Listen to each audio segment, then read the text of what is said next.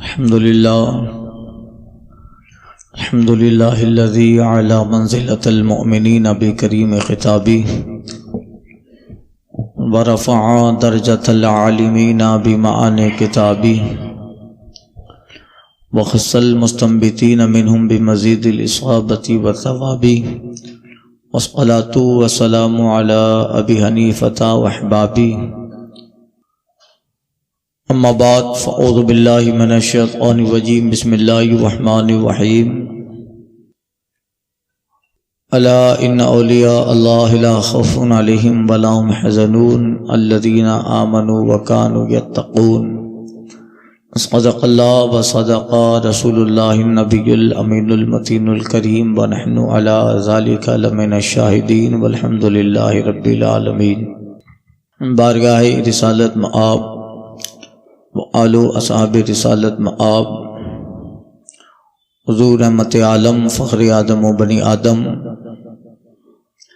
رحمت للعالمین طہ و یاسین، سید الانس والجان، سید الانبیاء والمرسلین، حضور احمد مجتبی محمد المصطفیٰ صلی اللہ علیہ وسلم میں درود مقدس کا نذرانہ پیش کریں۔ پڑھیں اللہم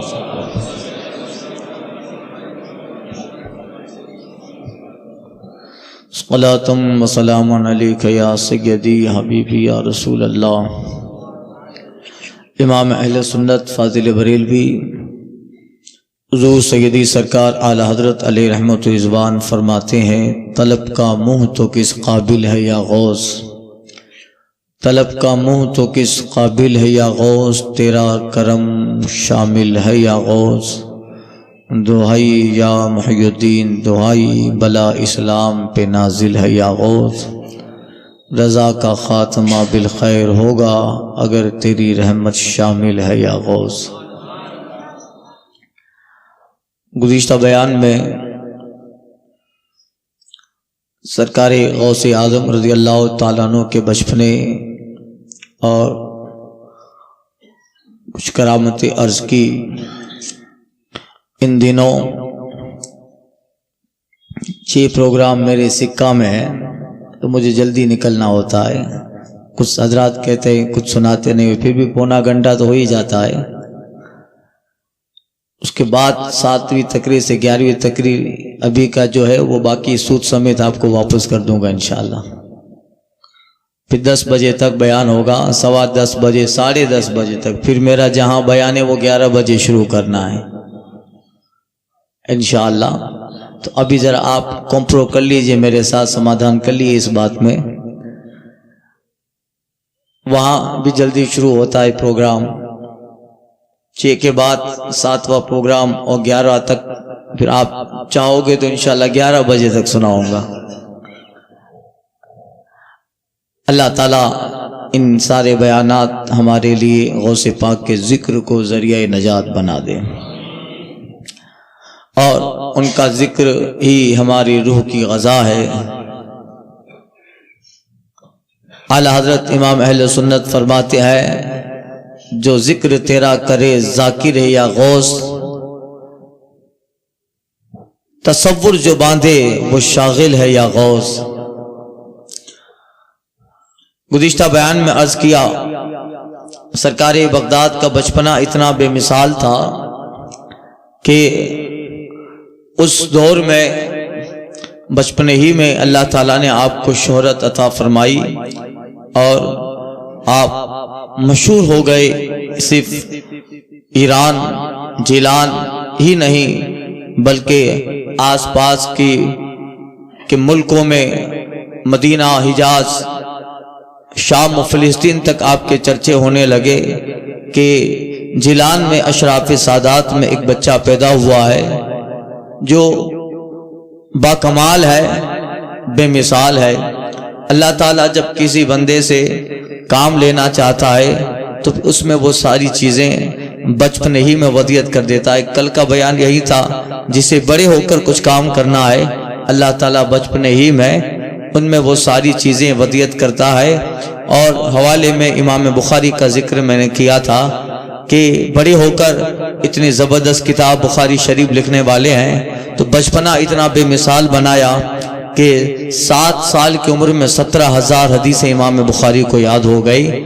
ظاہر بات ہے یہ اللہ تعالیٰ کا فضل و احسان ہوتا ہے، ان کے بچپنے بڑے نرالے ہوتے ہیں۔ سرکار اعلیٰ حضرت علیہ رحمت و رضوان 8 سال کی عمر میں درس نظامی میں پڑھائی جانے والی ہدایت النوح علم نوح کی کتاب ہے، اس کی عربی میں شرح لکھ دیتے ہیں، اور آپ تقریباً 7-8 سال کی عمر میں مسجد میں زبردست خطاب فرماتے ہیں 1.5 گھنٹہ تک۔ بچپنے میں آپ کی حالات آپ کی زندگی کے دیکھو تو پتہ چلتا ہے کہ ہاں لوگ کہتے تھے نقی علی خان تمہارا شہزادہ بڑا ہو کر بہت زبردست کارنامہ کرنے والا ہے، جس کا بچپنا اتنا بے مثال ہو۔ تو امام بخاری کو بھی اللہ تعالیٰ نے انتخاب کیا تھا، انتخاب خداوندی تھے کہ آگے چل کر بخاری شریف لکھیں گے، اور ان میں 7,500 حدیثیں ہیں، اور اس بخاری کا مقام و منصب یہ ہوگا قرآن کے بعد سب سے زیادہ صحیح کتاب اصح الکتب بعد کتاب اللہ کے قرآن کے بعد سب سے زیادہ صحیح کتاب امام بخاری کی، اور اللہ نے اس کتاب کو وہ مقام دیا کہ آج علم اور فضیلت اور علم اور مفتی کے سند نہیں دی جا سکتی جب تک کہ پڑھنے والا بخاری شریف نہ پڑھ لے۔ بخاری پڑھے گا تب عالم کے سند ملے گی، تب فاضل کے سند۔ تو بچپنا بڑا بے مثال ہوتا ہے۔ امام بخاری تو وہ تھے کہ بچپنے میں ہی ان کی آنکھیں چلی گئی، بڑے سرمایہ دار کے بیٹے تھے، ان کے والد کے پاس بہت زیادہ دولت مال و اسباب تھے، مگر وصال کا وقت قریب آیا، اپنی بیوی سے کہتے ہیں کہ میرا سارا سرمایہ بیٹے کے علم پہ خرچ کرنا ہے اور اس کی آنکھوں کے لیے علاج کروانا ہے۔ بچپنے میں چھوٹی سی عمر ہے امام بخاری کی، اور آنکھیں چلی گئی، ماں پریشان ہے، میرا شہزادہ علم بھی پڑھانا ہے مگر یہ رکاوٹ بنتی ہے، آنکھوں سے نابینا ہونا یہ علم پڑھنے کے لیے رکاوٹ ہے۔ طبیبوں کے پاس لے گئی، حکیموں کے پاس، معالجوں کے پاس علاج کروایا مگر افاقہ نہیں ہوتا ہے۔ اب ماں تو ماں ہے، اور امام بخاری کی ماں تھی، نماز تہجد پڑھتی ہے، دعا کرتی ہے میرے بیٹے کی مولا بینائی لوٹا دے تاکہ علم کا راستہ اس کے لیے سہل ہو جائے، علم کی راہیں اس کے لیے آسان ہو جائے۔ اللہ تعالیٰ کی بارگاہ میں رو رو کے دعا کرتی ہے، اللہ تعالیٰ کو ان کا رونا ایک دن پسند آیا، اور خواب میں ایک مبشرات میں سے ایک مبشر خواب امام بخاری کی والدہ دیکھتی ہے۔ کیا دیکھا کہ امام بخاری رضی اللہ تعالیٰ عنہ کی والدہ خواب دیکھتی ہے، ان کے خواب میں اللہ کے پیغمبر حضرت ابراہیم خلیل اللہ تشریف لائے ہیں۔ حضرت ابراہیم آئے اور کہتے ہیں بیٹا تو نے رو کر اور دعائیں کر کر کے اور تمہیں التجائیں کر کر کے رب کی رحمت کو بھی تو نے قریب بلا لیا کہ آپ کا میں اللہ کا پیغمبر ابراہیم خلیل اللہ۔ حضرت امام بخاری کی والدہ راضی ہو گئی کہ بیٹا اس لیے آیا ہو کہ تمہارے بیٹے کو اللہ تعالیٰ نے آنکھیں عطا فرما دی ہے۔ صبح فجر کا وقت ہوتا ہے جب امام بخاری کی والدہ اٹھتی ہے، اس سے پہلے معمول یہ تھا کہ اٹھتی وضو کرتی اور جب اپنے کام سے فارغ ہو جاتی پھر بیٹے امام بخاری کو اٹھاتی، ہاتھ پکڑ کر استنجا خانے میں چھوڑتی، پھر پانی کا لوٹا دیتی، امام بخاری وضو کرتے اور پھر نماز پڑھتے۔ مگر آج جب اٹھی ہے تو دیکھا بیٹا وضو بنا رہا ہے۔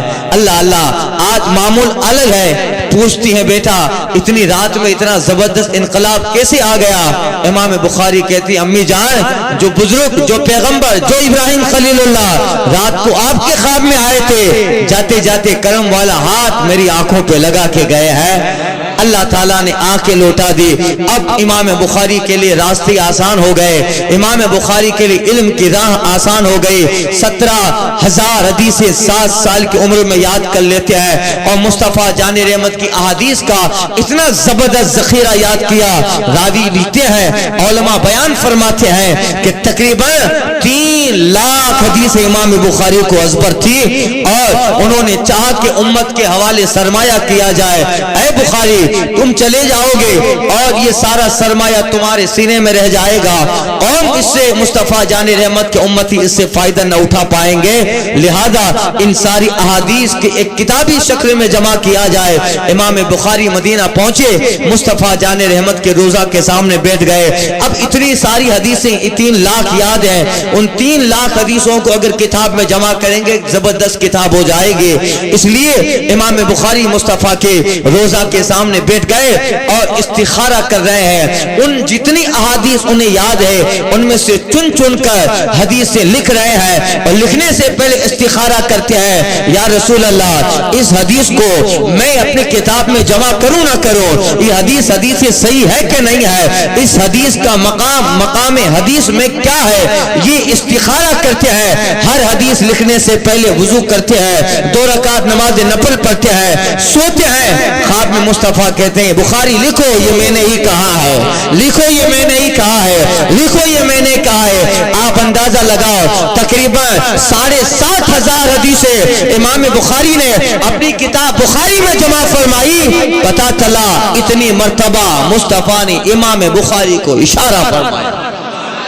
تو پھر یہ جو ہے اللہ ان زمانے میں لوگ ایسے اللہ تعالیٰ انہیں دولت بھی دیتا تھا، سرمایہ بھی دیتا تھا، تو وصیت کر جاتے تھے، اپنی بیوی کو کہتے تھے کہ یہ سرمایہ میرے بیٹے کے علم پہ خرچ کرنا ہے، یہ جو دولت رکھ کے جا رہا ہو یہ تم بھی استعمال کرنا، مگر اس سے میرے بیٹے کو محدث بنانا، میرے بیٹے کو حافظ قرآن بنانا۔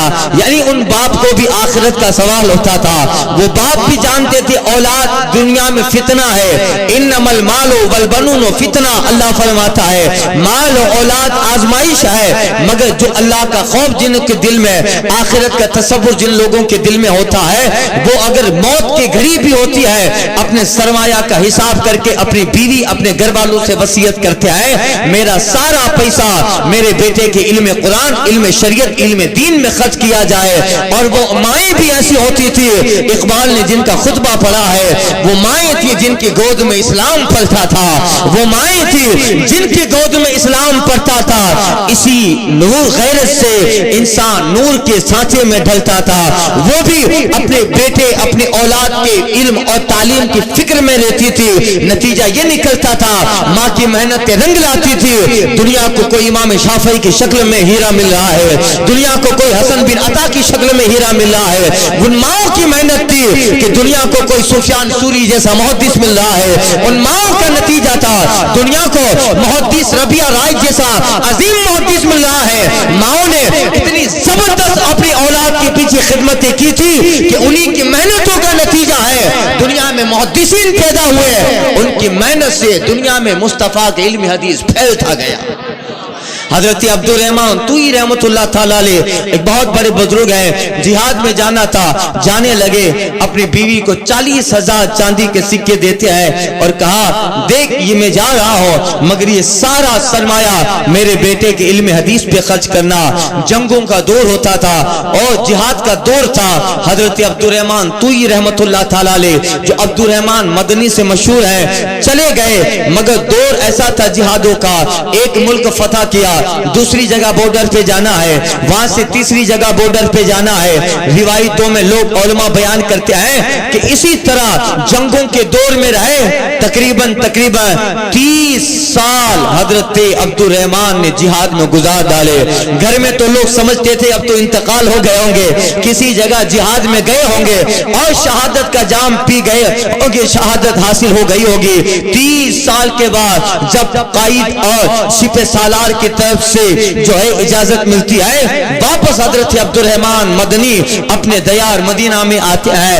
اب 30 سال کے بعد تو گھر کا لوکیشن بھی بدل گیا ہے، حالات بھی گھر کے بدل گئے ہیں، بستیاں بدل جاتی ہے، 10-15 سال کے اندر سڑک بدل جاتی ہے، گھر بدل جاتے ہیں۔ ارے لوگوں کے نیچر بدل جایا کرتے ہیں، آبادی کیا چیز ہے۔ اقبال کہتے ہیں مسئلہ سچ ہے، ہو جاتا ہے صحبت کا اثر، انسان کیا ہے در و دیوار بدل جایا کرتی ہے۔ عبد الرحمان توئی 30 سال کے بعد جب مدینہ لوٹتا ہے، اب دیکھا تو پورا لوکیشن بدل گیا ہے، اب کہاں گھر ہے؟ کسی صاحب سے پوچھا، اس آبادی مدینہ میں ایک عبد الرحمان مدنی، عبد الرحمان توئی جو قبیلہ توئی کے رہنے تھے وہ رہتے تھے، کہاں ہے ان کا مکان؟ بتایا سامنے جو مکان ہے وہ عبد الرحمان توئی کا مکان ہے۔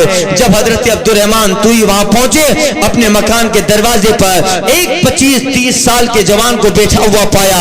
آکے کہتے جوان اس دروازے پہ تو کیا کر رہا ہے؟ جوان کہتا ہے میرا گھر ہے، عبد الرحمان کہتے ہیں میرا گھر ہے۔ دونوں میں مدبیر ہونے لگے، یہاں تک کہ حسن بصری بھی آ گئے آواز سن کر، امام ذہبی بھی آ گئے۔ اللہ اللہ، جب آواز بلند ہونے لگی تو آخر میں جوان کہتا ہے اے آنے والے، تو اجنبی ہے، تجھے تو آج سے پہلے مدینہ میں دیکھا نہیں، اور تو اس گھر کا دعویٰ کرتا ہے کون؟ آنے والا کہتا ہے میرا نام عبد الرحمان مدنی توئی ہے۔ اتنا کہنا تھا، گھر کے اندر سے آواز آتی ہے بیٹا آنے دے، تیرے باپ عبد الرحمان آ گئے ہیں۔ اللہ اللہ، اب 30 سال کے بعد جب باپ لوٹا ہے، بتاؤ بیٹے اور باپ کی محبت کا حال کیا ہوگا؟ بیٹے کو پہلی مرتبہ دیکھا ہے جب بیٹا اپنی بیوی کے پیٹ میں تھا تب چھوڑ کے گئے تھے، آج پہلی مرتبہ اپنے بیٹے کو دیکھا ہے۔ اللہ اللہ، 30 سال کی طویل مدت کے بعد جب ملاقات ہوتی ہے تو پھر حالات کیا ہوتے ہیں آپ اندازہ لگا سکتے ہو۔ عجب گری تھی کہ وصل و فرقت، جنم کے بچھڑے گلے ملے تھے۔ اللہ اللہ، دونوں گلے ملے، اپنی بڑھیا بیوی کے پاس گئے، بیٹھے رات کا کھانا 30 سال کے بعد کھایا۔ آج تنہائی جب ہوتی ہے، عبد الرحمان کہتے ہیں بیوی کچھ یاد ہو نہ ہو، اتنا ضرور یاد ہے جب نکلا تھا 30 سال پہلے جہاد کے لیے، 40,000 چاندی کے سکے دے کے گیا تھا، بتاؤ میرے اولاد کی تعلیم میں خرچ کرنے کی وصیت کر کے گیا تھا، وہ خرچ کیے اس کا حساب مجھے چاہیے۔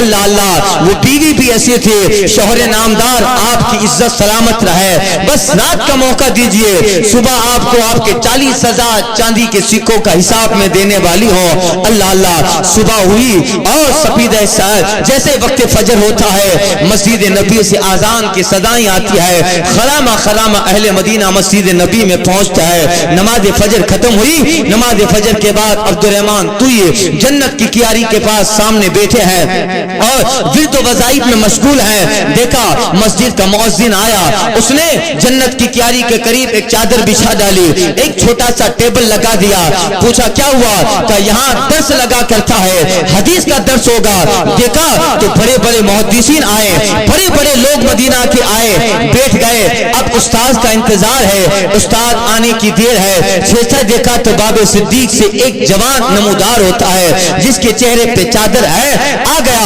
اور استاد کی جگہ پر بیٹھ کر انہیں درس حدیث دینے لگا، مگر چادر بالکل نیچے تھی، چہرہ مکمل دکھ نہیں رہا تھا۔ آخر عبد الرحمان توئی سامنے بیٹھے ہوئے کسی سے کہتے ہیں کون ہے جو مسجد نبی میں درس دے رہا ہے؟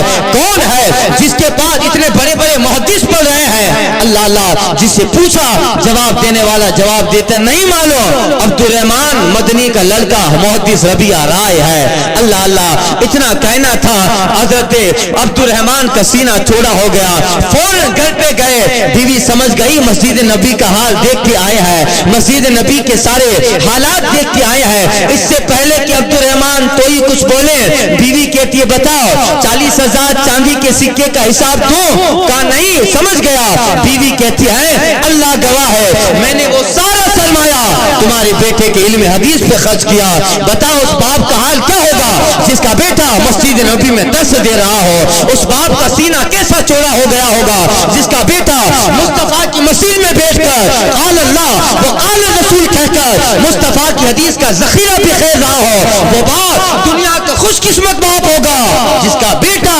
مصطفیٰ کی مسجد میں علم حدیث پڑھا رہا۔ اللہ اللہ، وہ لوگ ہوا کرتے تھے، علم سے شغف ہوتا تھا، علم سے دوستی ہوا کرتی تھی، تو علم کی دوستی کا حال یہ تھا کہ پھر نسلوں تک علم کا یہ سلسلہ چلا کرتا تھا۔ ہم تو مرتے ہیں تو جائیداد کی وصیت یہ بھی ہونی چاہیے، شریعت میں کوئی منع نہیں ہے، مگر یہ گھر اس کو دینا، وہ گھر اس کو دینا، سارا سرمایہ انہی چیزوں میں جا کے جو ہے منجمد ہو جاتا کرتا ہے۔ کون ہے جو موت کے وقت اپنی بیوی سے وصیت کرتا ہو میرا ایک بیٹا عالم دین بننا چاہیے. میرے ایک بیٹے کو حافظ قرآن بنانا. شاید ہماری آبادی میں کوئی خوش نصیب انسان ہوگا کہ موت کے وقت وصیت کرتا گیا ہو کہ بھلے میرے پاس دولت ہے, یہ دولت تمہارے کام آئے, مگر اس دولت کا ایک حصہ نکال کر میرے بیٹے کو حافظ قرآن بنانا ہے, میرے بیٹے کو مصطفیٰ کے احادیث اس کے سینے میں ڈالنی ہے, میرے بیٹے کو مصطفیٰ کے احادیث کے ساتھ ساتھ قرآن کا حافظ بھی بنانا ہے. اگر ہے کوئی زمانے میں کہتا ہوں بڑا خوش قسمت باپ ہوگا, بڑا تعریف کے لائق باپ ہوگا جو جا رہا ہے قبر کی منزل میں مگر وصیت اپنے بیٹے کے علم کی کرتا جا رہا. اگر اس لیے اس زمانے میں علم کی قدر ہوتی تھی, تبھی تو سرکار بغداد 18 سال کی عمر میں جیلان چھوڑ کے بغداد آتا ہے. اتنا زبردست خاندان سرکار بغداد کا ہے. ارے چاہتے تو پھر علماء لکھتے ہیں ضرورت نہیں تھی کہ غوث اعظم ایران سے نکل کر بغداد آتے, علم حدیث پڑھتے. نہیں, اللہ تعالیٰ نے وہ مقام غوث اعظم کو عطا فرمایا تھا. اگر چاہتے اپنے گھر میں خضر علیہ السلام پڑھانے آ جایا کرتے, اللہ کے ولی پڑھانے, اللہ کے اقطاب اولیاء پڑھانے آتے, مگر ایک درس دینا ہے, اپنے ماننے والوں کے لیے ایک مثال قائم کرنی ہے. عبد القادر باوجود اس کے کہ ماسترداد ولی ہے, عبد القادر باوجود اس کے کہ اس کے باپ داداؤں میں سب صالحین ہے, عبد القادر اس کے باوجود کہ اگر چاہے تو خضر پڑھانے آئے, چاہے تو وقت کے اولیاء و اقطاب پڑھانے آئے, مگر پھر بھی عبد القادر گھر کا سفر طے کر رہا ہے, مدرسے کا سفر کر رہا ہے, اپنی ماں کو چھوڑ رہا ہے, اپنا وطن چھوڑ رہا ہے, اور بغداد جا کے مدرسہ نظامیہ میں پڑھتے ہیں. کھانے کا سامان نہیں ہے, دجلہ کے کنارے پانی پی رہے ہیں, جنگلات میں جا کر پتوں کو کاٹ کر اپنی بھوک مٹا رہے ہیں. آنے والے مریدوں کو نصیحت ہے, آنے والے ماننے والے کو ایک سبق ہے کہ یہ علم مصطفیٰ کی وراثت ہے, یہ علم مصطفیٰ کی جاگیر ہے, یہ علم اللہ کا دیا ہوا عطیہ ہے, یہ علم نعمت الہی ہے. اس کو جس قدر مشکل سے حاصل کرو گے بعد میں اتنا ہی اللہ نعمتوں کے قافلے اتارے گا. اس لیے وہ دن وہ دور ہوا کرتا تھا کہ لوگ علم سے محبت کرتے تھے, اور علم سے ایسی محبت, میں نے کہیں پڑھا تھا ابو علی سینا کا واقعہ پڑھا تھا, غالباً اتنے بڑے عالم گزرے ہیں ابو علی سینا, منطق و فلسفہ کے عالم, اتنے زبردست عالم گزرے ہیں کہ ان کے پاس جتنی کتابیں تھی ساری کتابیں پڑھ ڈالی. اب وہ فکر رہتے تھے کہ کہیں کتاب ملے تو پڑھوں, ڈھونڈتے رہتے تھے, اور جتنی کتابیں ان کے نظر میں تھی سب پڑھ ڈالی. پتہ چلا کہ بادشاہ جو ہے, بادشاہ کی ایک بہت بڑی لائبریری ہے, لائبریری میں ہزاروں کتابیں ہیں, مگر بادشاہ اس لائبریری کو محفوظ رکھے ہوئے ہے, ہر کوئی نہیں جا سکتا بادشاہ کی لائبریری میں. ابو علی سینا سوچتے میں تو ایک جو ہے ایک جوان عام قسم کا آدمی ہو, بھلا میں بادشاہ سے ملاقات نہیں کر سکتا, یہ جائے کہ اس کی لائبریری میں مجھے جانے کی اجازت ملے. کسی نے بتایا کہ بادشاہ کو آنکھوں کا مرض ہو گیا ہے, بادشاہ کو آنکھوں کا مرض ہے, بادشاہ علاج کروا رہا ہے, مگر اس علاج سے بادشاہ کو فائدہ نہیں ہو رہا. ابو علی سینا سوچتے ہیں کہ کیوں نہ میں آنکھوں کے علم کو سیکھوں, علم طب سیکھوں, علم طب سیکھ کر بادشاہ کا علاج کروں, اور بادشاہ خوش ہو جائے تو لائبریری میں جانے کی اجازت مل جائے. بتاؤ اس کو علم سے کتنا شوق ہوگا. صرف لائبریری میں کتاب پڑھنے کے لیے ابو علی سینا علم طب سیکھتے ہیں, کئی سال علم طب سیکھے, اور بادشاہ کی جو بیماری تھی اسی پہ فوکس کرتے رہے, اسی بیماری کا علاج تلاش کرتے رہے. تلاش کرتے کرتے بہت زمانے گزر گئے. بادشاہ کو کسی نے خبر دی, ایک جوان تمہارے شہر میں رہتا ہے جو تمہاری آنکھوں کا علاج کر لے گا, تمہاری بینائی کا علاج کر سکتا ہے. بادشاہ نے بلایا, ابو علی سینا گئے, کہ بہت بڑے حکیم ہو. ابو علی سینا کہتے حکیم تو نہیں ہو, مگر کوشش کرتا ہوں شاید علاج کامیاب ہو جائے. جو نسخہ, جو جڑی بوٹی, جو ادویات ابو علی سینا نے تیار کی تھی بادشاہ استعمال کرتا ہے, بادشاہ کے آنکھوں کا مرض ختم ہو گیا. اللہ اللہ, اب بادشاہ کو کیا پتا کہ یہ اسی لیے آیا ہے, اسی طرح کی محنت کر کے آیا ہے. بادشاہ کہتا ہے خوش ہو کر, تو نے اتنے بڑے میرے مرض کا علاج کر دیا, اے ابو علی سینا مانگو کیا مانگتے ہو. حضرت جو ہے ابو علی سینا کہتے ہیں کہ بادشاہ اگر کچھ دینا ہی چاہتے ہو تو بس انعام میں مجھے اتنا دے دو کہ میں جب چاہوں آپ کی لائبریری میں آ کے کتاب پڑھ سکوں, جب چاہوں آپ کی لائبریری میں بیٹھ کر کتاب کا مطالعہ کرو. بادشاہ کہتا اتنی چیز مانگی, ارے تو نے اتنا زبردست علاج کیا ہے, آدھی سلطنت دینے کے لیے تیار ہو جاتا, مگر یہ بات مانگ رہا ہے. بادشاہ سے ابو علی سینا کہتے حضور میرے لیے لائبریری میں بیٹھنا سلطنت سے کم نہیں ہے, حکومت سے کم نہیں ہے, میں نے جتنی کتابوں کا سرمایہ میرے پاس تھا وہ میں نے سب پر ڈالا، اب میں آپ کے لائبریری میں کتابوں کا مطالعہ کروں گا، اور میرے لیے سب سے بڑی دولت کتابیں ہیں اور کتابوں کا مطالعہ کرنا ہے۔ اب یہ ہوتا تھا، اب تو کتاب پڑھتا ہی نہیں ہے، موبائل نے بچا کچا ٹائم تھا وہ اس نے فیس بک نے لے لیا، واٹس ایپ نے لے لیا، ٹک ٹاک میں ناچ رہے ہیں۔ اور کسی نے کہا تھا ایک دور تھا کہ تلوار اور گھوڑا اور مسلمان جنگوں کی شان تھے، تلوار گھوڑا اور مسلمان جنگوں کی شان تھے، آج تلوار دلہا کے پاس رہ گئی، مسلمان ناچنے لگا اور شادی میں گھوڑا بھی ناچنے لگا۔ جو جنگوں کی شان تھے یہ تینوں ناچ رہے ہیں، تلوار دلہے کے پاس ہے اور دلہا خود ناچ رہا ہے اور اس کی بارات میں گھوڑا بھی ناچ رہا ہے، جسے جنگوں کا اعلیٰ قسم کا سرمایہ کہا جا رہا ہے، وہ سب فقدان میں آ گیا، سب ختم ہو گیا۔ یہ ساری چیزیں ہیں، علم سے شوق ہوتا ہے تو پھر یہ ساری چیزیں ہوتی ہے۔ سرکار بغداد کا یہ واقعہ ایک درس ہے کہ نہیں ہے، جیلان چھوڑ کر کہاں عراق آیا، کہاں عراق کا پایا تخت بغداد ہے، علم کا سفر طے کرتے ہیں۔ یہی ہوتا ہے، علم سے محبت ہے اور علم سے شغف ہے، اور یہ ہمیشہ خیال ہے کہ مصطفیٰ جان رحمت کے دین حاصل کرنا ہے، مصطفیٰ کی احادیث کا ذخیرہ۔ اسی لیے بزرگوں کے واقعات ملتے ہیں۔ کسی مصر کا بصرہ کا رہنے والا ایک محدث سن لیتا ہے کہ مصر میں فلاں محدث ہے، وہ ایک حدیث روایت کرتے ہیں، وہ حدیث بصرہ کے محدث کو یاد ہے، مگر اتنا سی پتا چلا کہ آپ یہ حدیث جس راوی سے بیان کرتے ہیں یہی حدیث مصر کا محدث کسی اور راوی سے بیان کرتا ہے، آخر وہ راوی ہے کون؟ کس راوی سے وہ مصر کا محدث بیان کرتا ہے حدیث؟ بس ایک راوی کا نام لینے کے لیے اس زمانے میں بصرہ سے مصر کا سفر کر رہا ہے، بصرہ سے مصر کا سفر کر رہا ہے۔ علم سے شغف ہوتا تھا، بڑے بڑے بادشاہ بھی اس سے محبت کرتے تھے، اس لیے اس زمانے میں بادشاہ کے پاس میں بھی علماء بیٹھا کرتے تھے، اور بادشاہ جب رات کو کھانے وغیرہ سے فارغ ہو جاتا، نماز و کھانے سے فارغ ہو جاتے، یہی ہارون رشید بادشاہ جو بادشاہ عراق اور سلطنت عراق کا والی گزرا ہے، اس کے تعلق سے پڑھا، جب رات کو عشاء و نماز سے فارغ ہو جاتا تو علماء کی مجلسیں قائم کرتا تھا، اور علماء سے کہتا تھا کہ اس ٹاپک پہ بحث کرو، علماء اس ٹاپک پہ خطاب بحث کیا کرتے تھے، اور ایک مذاکرات کی محفل ہوتی، تذکرے کی محفلیں ہوتی، اور ایک ایک ٹاپک لیتا ہے، مختلف موضوع مختلف ٹاپک پر علماء بحث کرتے، بادشاہ سنتا، درباری بھی سنتے، اور جب کسی نتیجے پہ پہنچنا ہوتا تو علامہ ابو یوسف کو بلا لیا جاتا، آپ اب نتیجہ نکالیں، تو یہ روزانہ کا معمول تھا، اور جو رات کو محفل میں آتے بادشاہوں نے ہر مہینے کی تنخواہ دیا کرتا تھا، تم صرف 1 گھنٹہ یہاں آ کر علم کی باتیں کرتے ہو، اس لیے تمہارا تنخواہ تمہارا وظیفہ مقرر ہے۔ علم سے شوق ہوتا تھا تو وقت کا بادشاہ بھی رات کو علماء کی محفلیں سجایا کرتا تھا۔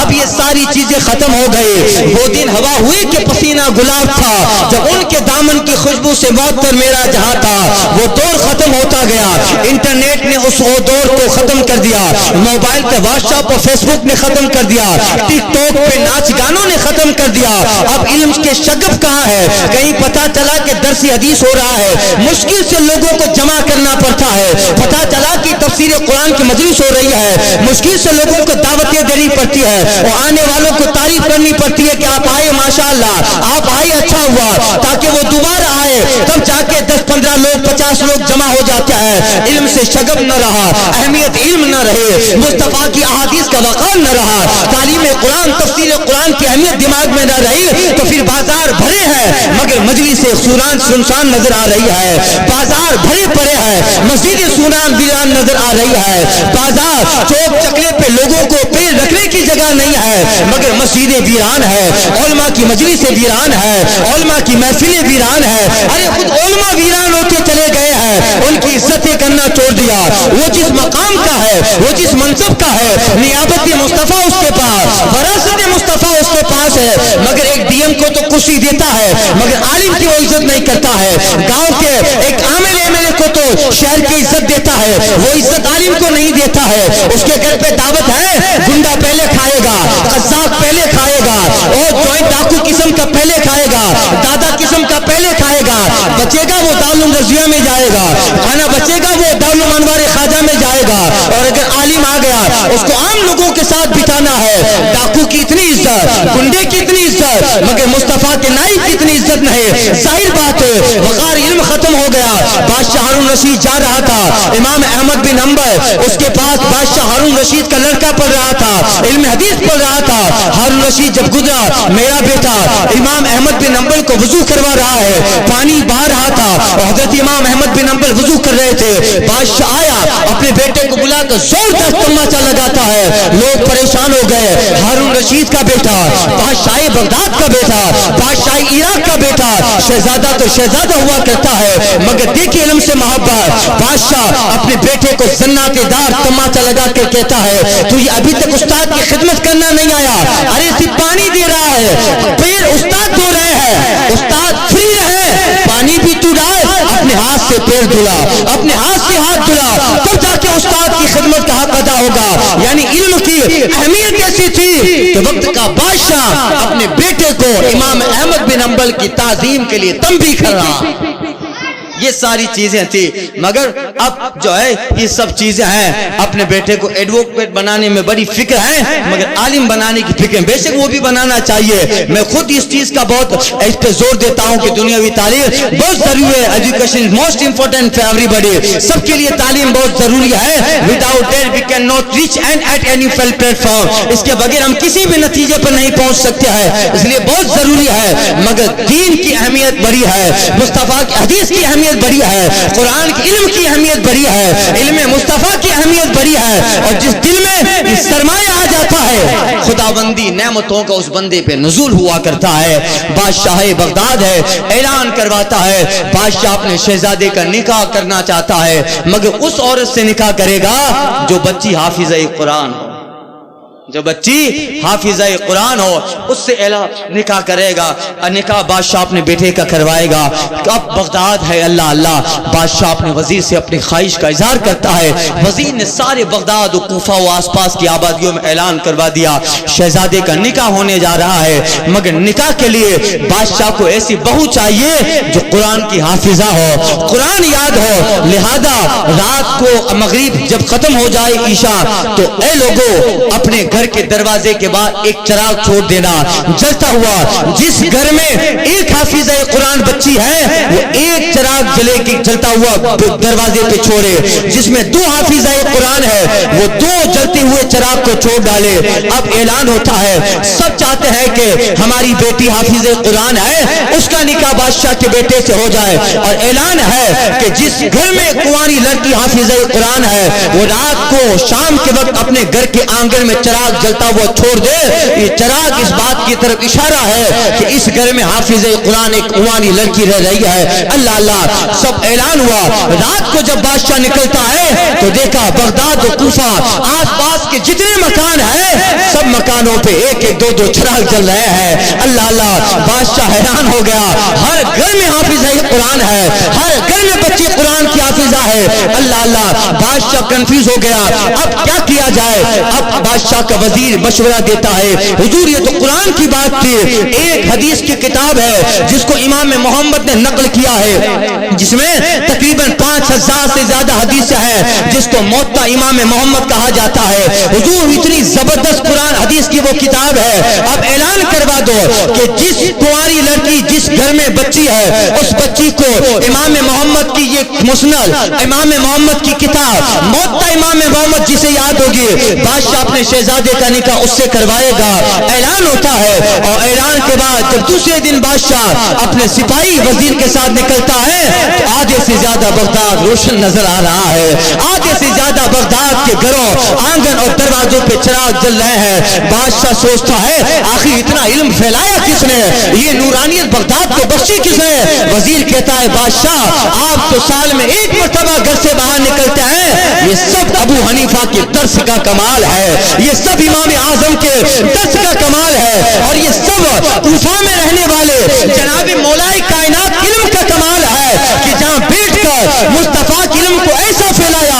اے بادشاہ، آج تمہارے بغداد میں ہر گھر میں بچی حافظ قرآن نظر آ رہی ہے، حافظہ موطا امام محمد نظر آ رہی ہے۔ ایسا بدلا تھا زمانے کو، جس گھر میں جاؤ باپ بھی حافظ قرآن, بچیاں بھی حافظ قرآن, اس کی بیوی بھی حافظ قرآن. اور سب سے بڑی بات ہوتی تھی گھر میں 8 لوگ ہوتے تھے, 8 کی 8 اپنے وقت کے جید علماء ہوا کرتے تھے. اللہ اللہ, یہ سب ہوتا تھا. علم کی تنویریں اور علم کی نورانیتیں ایسی تھی. جب دیکھو جہاں علم کی مجلس ہے, یہی بات ہے کہ ایک بہت بڑے تابعی جب کوفہ میں آتا ہے تو ایک بغداد کا رہنے والا, کوفہ کا رہنے والا ایک چھوٹا سا بچہ اس کوفی, اس محدث سے, اس فقیہ سے لفظ قرو کے بارے میں بحث کر رہا ہے. قرآن میں لفظ قرو آیا ہے حتی یتربصن بانفسہن ثلاثۃ قرو, یہاں تک کہ عورتیں اپنے آپ کو 3 قرو روکے رکھے. طلاق کے بعد کتنا روکے, تو لفظ قرو کے اندر علماء کی بڑی طویل بحث ہے. بعض علماء کہتے ہیں کہ 3 حیض مراد ہے, 3 ماسک مراد ہے, بعض کہتے ہیں کہ 3 طہر مراد ہے. طلاق کے بعد 3 پاکی رکی رہے پھر نکاح کرے, طلاق کے بعد 3 حیض رکی رہے پھر نکاح کرے. تو لفظ قرو دونوں معنی میں استعمال ہے, پاکی اور حیض. اب اس پہ علماء نے بڑی بڑی بحثیں کی ہیں اور بڑے بڑے نتیجے علماء نے نکالے ہیں. مگر اپنے زمانے کا ایک بہت بڑا محدث جب کوفہ میں آیا, ایک 8 سال کا بچہ اس محدث سے لفظ قرو میں بحث کر رہا ہے, دنگ رہ گیا. یہ بچے کو اتنا سارا کیسے پتا؟ جواب دیا جاتا ہے ابو حنیفہ کے درس کا کمال ہے, علی کے علم کا فیضان ہے کہ اس بچے کو اتنی علم کی سوجھ بوجھ اور علم سے اتنا شغف ہے کہ بڑے بڑے فقیہ سے بحث کر رہا ہے. جناب قتادہ آتے ہیں, ابو قتادہ آئے تھے اور بغداد میں آ کر کہتے ہیں, کوفہ میں آ کر لوگوں پوچھو جو پوچھنا چاہتے ہو. ایک 10 سال کا بچہ آگے جا کے کہتا ہے اگر پوچھنے کا اتنا بڑا دائرہ آپ نے وسیع کر دیا ہے تو بتاؤ محدث وہ چونٹی جس نے سلیمان علیہ السلام کے لشکر کو آتا دیکھ کر اپنی چونٹیوں سے کہا تھا اے چونٹیوں بیلوں میں گھس جاؤ, کہیں ایسا نہ ہو کہ جناب سلیمان اس کا لشکر تمہیں کچل ڈالے. بتاؤ وہ چونٹی نر تھی یا مادہ, مذکر تھی یا مؤنث؟ وہ محدث خاموش رہ گیا, اس کے کچھ پتہ نہ چلا وہ چونٹی مذکر ہے یا مؤنث, نر ہے یا مادہ. آخر وہ 8 سال 10 سال کا بچہ کہتا ہے کہ وہ چونٹی مادہ تھی, مؤنث تھی. محدث کہتا ہے کس دلیل سے؟ کہ اللہ نے لفظ مؤنث کا صیغہ استعمال فرمایا ہے. قالت, قالا مذکر کے لیے آتا ہے, قالت مؤنث کے لیے آتا ہے. اللہ نے اس چونٹی کا جب ذکر کیا ہے تو لفظ قالت کا ہے. وقالت نملۃ ایھا النمل ادخلوا مساکینکم لا یحطمنک سلیمان وجنودہ وانہم لا یشعرون. اور چونٹی بولتی ہے اے چونٹیوں اپنے بیلوں میں داخل ہو جاؤ, کہیں ایسا نہ ہو سلیمان اس کا لشکر کچل ڈالے. اللہ نے مؤنث کا صیغہ استعمال کیا ہے, وہ چونٹی مؤنث تھی. اللہ اللہ, وہ بچہ کون تھا؟ آپ کو تعجب ہوگا, وہ بچہ کوئی اور نہیں, کوفہ کو علم کی آگاہی دینے والا وہ بچہ امام اعظم ابو حنیفہ تھے.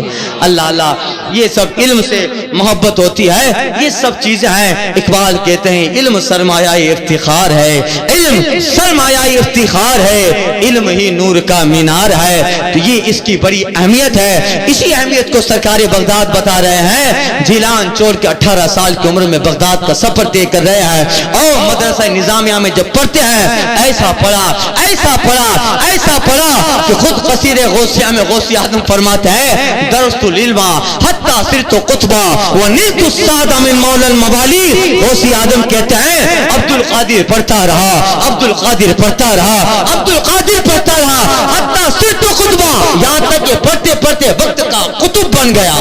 درست العلم حتی صرت قطبہ ونلت السعادہ من مولا الموالی. اور پڑھتے پڑھتے رب کی بارگاہ سے عبد القادر نے نیک بختیاں حاصل کر لی. یہ علم کی اہمیت سرکار بغداد بتا رہے ہیں. اس لیے علم سرمایہ افتخار ہے, علم ہی نور کا مینار ہے, علم ہی نور کا مینار ہے. اور علم کی اہمیت ان بزرگ اور صالحین نے بتائی. اب کل انشاءاللہ تعالی سرکار بغداد مدرسہ نظامیہ میں جب پڑھتے ہیں, آپ کی پڑھائی کا زمانہ بھی بڑا بے مثال تھا. وہ کیسا تھا انشاءاللہ تعالی کل کے درس میں عرض کرتا ہوں, کل کے بیان میں. بس اس کے ساتھ جو سرکار اعلیٰ حضرت نے دعا سرکار بغداد کی بارگاہ میں کہی ہے, وہ دعا کے ساتھ تقریر ختم کرتا ہوں. طلب کا منہ تو کس قابل طویل ہے یا غوث، تیرا کرم کامل ہے یا غوث، دعائی یا محی الدین دعائی، بلا اسلام پہ نازل ہے یا غوث، عزوم قاتلا عند القتال بدت قوات دم بسمل ہے یا غوث، جلا دے دین جلا دے کفر و الحاد، تو محی ہے تو قاتل ہے یا غوث، تیرا وقت اور پڑے دین پہ یوں وقت، نہ تو عاجز ہے نہ تو غافل ہے یا غوث، خدا را نا خدا آدے سہارا، ہوا بگڑی بھمر حائل ہے یا غوث، خدا را مرہم خاک قدم دے، جگر زخمی دل گاہل ہے یا غوث، غیورا اپنی غیرت کا تصدق وہیں کر جو تیرے قابل ہے یا غوث، وہیں کر جو تیرے قابل ہے یا غوث، وہ چھیرا گھیرا رشتہ شرک خفی نے، پھنسا زنار میں دل ہے یا غوث، ہاں رہی شامت اعمال ابھی جو تو چاہے زائل ہے یا غوث، کیے قبر و ترسا اقتاب و ابدار، یہ محض اسلام کا سائل ہے یا غوث، یہ محض اسلام کا سائل ہے یا غوث، تو قوت دے میں تنہا کام بسیار، بدن کمزور دل کاہل ہے یا غوث، عدو بدین مذہب والے حاصل، تو ہی تنہا کا زورے دل ہے یا غوث، حسد سے ان کے سینے پاک کر دے کہ بدتر جس سے بھی سل ہے یا غوث، تو اپنے وقت کا صدیق اکبر غنیوں حیدرو عادل ہے یا غوث، جسے آری کرنوں سیر میں نہ پائے وہ تیری پہلی ہی منزل ہے یا غوث، جسے مانگے سے نہ پائے چاہ والے وہ بن مانگے تجھے حاصل ہے یا غوث، مجھے دیا انہیں محروم چھوڑا میرا کیا جرم حق حاصل ہے یا غوث، خدا سے لے لڑائی وہی موتی نبی قاصر تو موصل ہے یا غوث، تیرا پہ تیرے بابا کا کرم ہے یہ منہ تو ورنہ کس قابل ہے یا غوث، بھرن والے تیرا جھالا تو جھالا، تیرا چیٹا میرا غافل ہے یا غوث، وہ کیا جانے گا فضل مرتضی کو جو تیرے فضل سے غافل ہے یا غوث، ستم کوری رافضی وہابی کی، ارے ہندو تک تیرا قائل ہے یا غوث، ہندو تک تیرا قائل ہے یا غوث، رضا کا خاتمہ بالخیر ہوگا اگر تیری رحمت شامل ہے یا غوث۔ السلام علیکم۔